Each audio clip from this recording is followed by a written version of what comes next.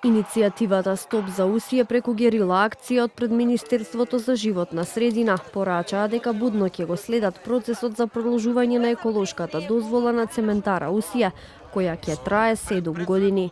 Од пред Министерството порачаа дека при издавањето на дозволата треба да бидат земени предвид и нивните досегашни барања, односно јасно да се постават граници за транспарентно објавување на резултатите од мерењата на квалитетот на воздухот. Денес сме собрани тука со една цел, а тоа да им покажеме на одговорните дека ние будно следиме и дека таа расправа, јавна расправа, мора да биде организирана и да се прифатат сите наши забелешки.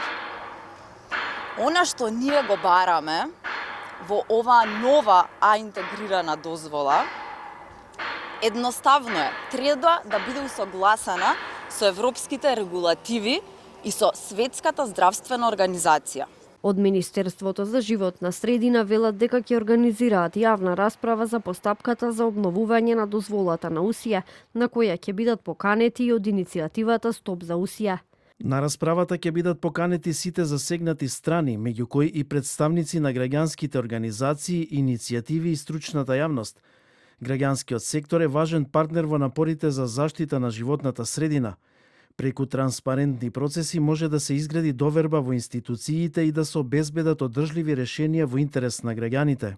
Од цементара Усија пак се со истиот став. Велат дека фабриката не е главен загадувач на главниот град.